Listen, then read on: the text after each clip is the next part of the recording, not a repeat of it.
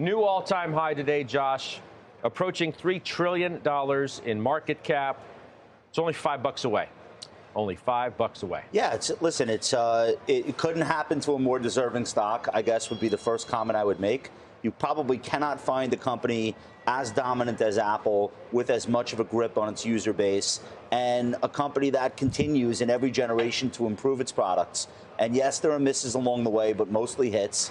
And the hits end up producing profits for many, many years as those iterations happen. Every time they release a new model, there seems to be almost instant demand. And, you know, that'll stop at some point. But I've been hearing that it'll stop imminently for 20 years, and it hasn't happened yet. So that is why Apple is where it is. But one thing I want to point out, and Warren Buffett makes this point when he does his comments on Apple in every year's shareholder letter, this is a company that is prodigiously purchasing its own stock. And as a result, consider this.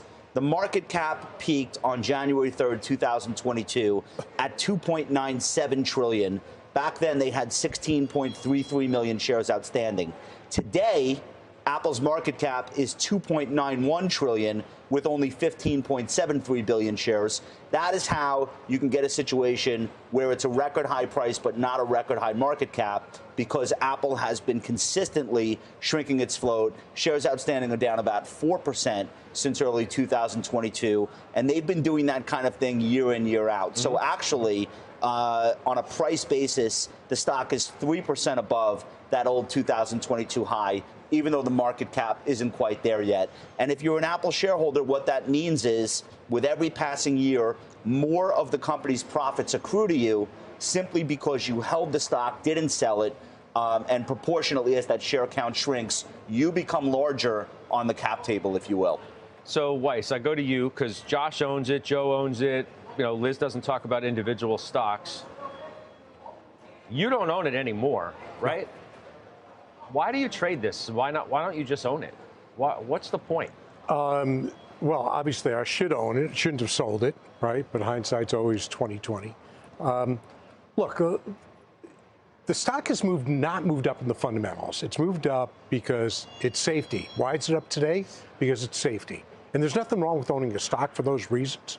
But clearly, if you took the name Apple off of it and you looked at the financial performance in terms of what their revenue growth is, what their earnings per share growth is, it wouldn't be deserving of this multiple. Now, that's particularly just a very narrow view of it, because you've also got to look at their recurring revenue. So not just talking about the App Store, not just because of their storage, the cloud that you're paying for, not because of the other soft parts of it, but the recurring revenue, because people do upgrade their devices.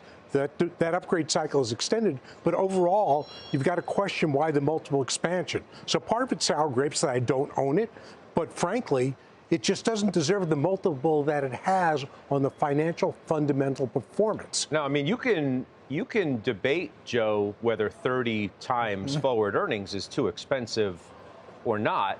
You know, Weiss would make the argument that based on its projected earnings that it's too expensive at 30. But then again, he would make the argument, and was making the argument at certain times, that it shouldn't be where it was at 26 times. Right, or you'd still own it. I think 26 times was still expensive, again, but that's for what my point. Compared to companies that have had the growth and the multiples that have had, right? Take a look at Microsoft, for example. You know, how they've grown over the years. The actual recurring revenue stream, the installed base from a software company with software margins, right? Apple exists in large part because of the telcos. I'm exaggerating it, but if the telcos didn't support the upgrades, sure, but where would it be? I know, but this could be, Joe, arguably the most powerful installed base of a consumer products company of all time. Of course it is. The retention rate in the ecosystem is over 90%. I mean, how many other businesses have that type of retention? So I don't know, Steve. I'm sorry, respectfully. A lot of these mega cap stocks, I'm not sure that valuation is the right guide for any of them. And I would include in Apple that. Is Apple a little bit rich at 31 times? Yes, it is. But 2 weeks ago, okay, we were ready to declare a massive failure for the Vision Pro VR headset when post-announcement the stock went down $3 or $4. So we were asking if there was going to be a headset hangover, right?